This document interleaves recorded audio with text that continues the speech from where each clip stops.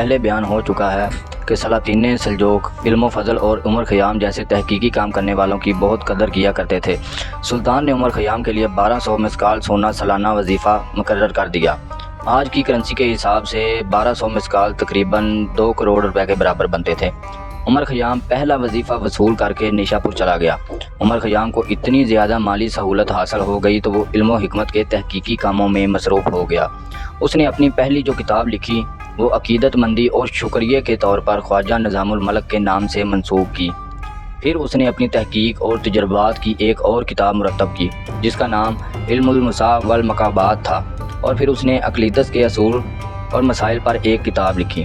عمر خیام علم قیافہ میں بھی دسترس رکھتا تھا۔ ان کتابوں کی بدولت عمر خیام ایران میں اس قدر مشہور و مقبول ہو گیا کہ اسے ابو علی سینا کا ہم پلہ سمجھا جانے لگا۔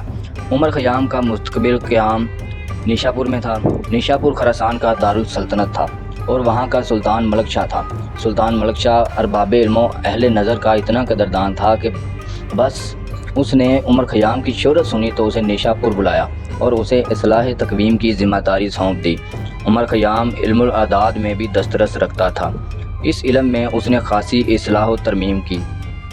یہ تھا عمر خیام جسے خواجہ حسن طوسی نظام الملک نے بامروج پر پہنچایا۔ ان کا ایک تیسرا دوست بھی تھا حسن بن صباح۔ ہم ذرا پیچھے چلتے ہیں جہاں عمر خیام نظام الملک کے پاس مرو گیا تھا۔ عمر خیام نے نظام الملک کو مدرسے کے دور کا عہد نامہ یاد دلایا تو حسن بن صباح کا ذکر بھی آیا۔ کیا جانتے ہو عمر وہ کہاں ہے؟ نظام الملک نے پوچھا۔ میں اتنا ہی جانتا ہوں کہ وہ رے چلا گیا تھا، عمر خیام نے جواب دیا۔ وہ وہیں کا رہنے والا تھا۔ تمہیں یاد ہوگا وہ خاصا ہوشیار اور چلاک ہوا کرتا تھا۔ تمہیں شاید یاد نہ ہو اس نے مدرسے کے ایک لڑکے کے کچھ پیسے چرا لیے تھے۔ ہم دونوں نے اس کی وکالت کی تھی کہ حسن چور نہیں ہو سکتا، لیکن اس نے یہ چوری کی تھی، پھر بھی ہم نے اس سے دوست بنائے رکھا۔ ہاں عمر، نظام الملک نے کہا، مجھے یاد آ گیا ہے۔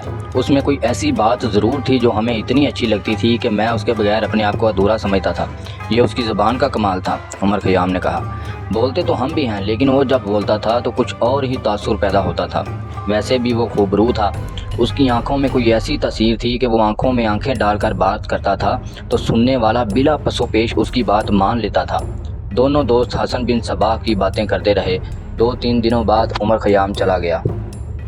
4-5 دن گزرے ہوں گے کہ نظام الملک کو اطلاع ملی کہ رے سے ایک آدمی اسے ملنے آیا ہے۔ اپنا نام حسن بن صباح بتاتا ہے۔ حسن بن صباح؟ نظام الملک نے بڑے اشتیاق سے کہا اور اٹھتے ہوئے بولا، اسے فوراً اندر بھیجو۔ حسن بن صباح اندر آیا تو نظام الملک کو اپنے استقبال کے لیے دروازے میں کھڑا پایا۔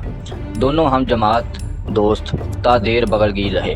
میں نے سنا کہ میرا دوست وزیر اعظم ہو گیا ہے تو میں خوشی سے پھٹنے لگا۔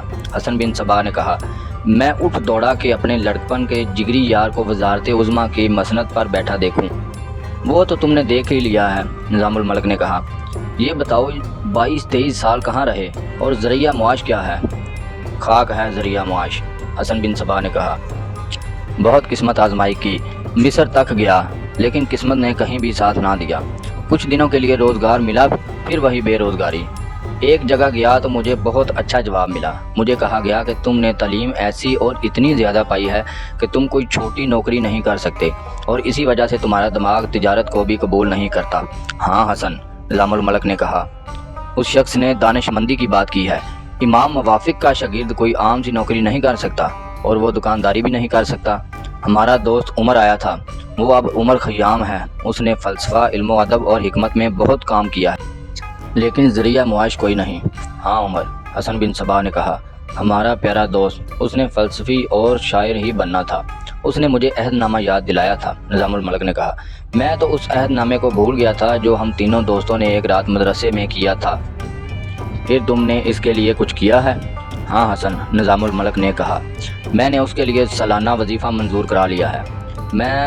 میں بھی تمہیں وہی عہد نامہ یاد دلانے آیا ہوں، حسن بن صباح نے کہا، لیکن مجھے وظیفہ نہیں چاہیے، مجھے اپنی تعلیم اور خاندانی حیثیت کے مطابق ملازمت چاہیے۔ میں دوستی کا حق ادا کروں گا حسن، نظام الملک نے کہا۔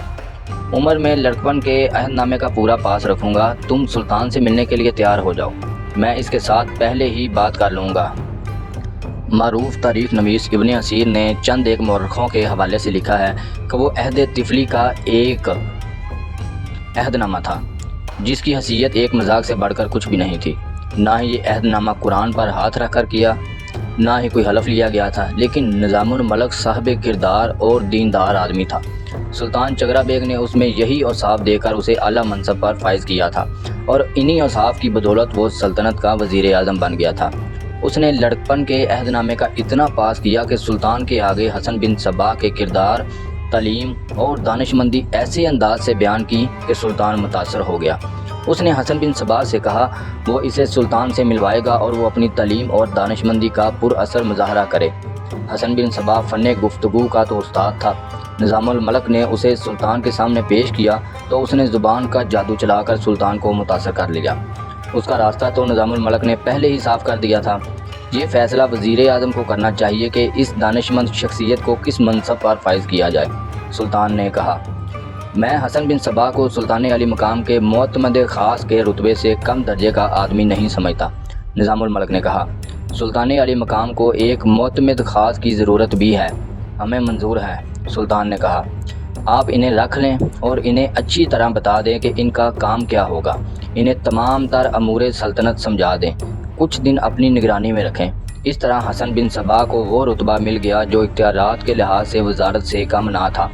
وہ اسی دن اپنا سامان اور بیوی بچوں کو لانے کے لیے رے روانہ ہو گیا۔ نظام الملک کو محسوس نہ ہو سکا اس نے ابلیس کے لیے جنت کا دروازہ کھول دیا ہے۔ آج تک کے لیے اتنا ہی۔ اگر آپ کو ویڈیو اچھی لگے تو اسے لائک کریں اور دوستوں کے ساتھ شیئر کریں۔ بقیہ حصہ انشاءاللہ اگلی قسط میں ملاحظہ فرمائیں گے۔ تب تک کے لیے مجھے اجازت دیجیے۔ اللہ حافظ۔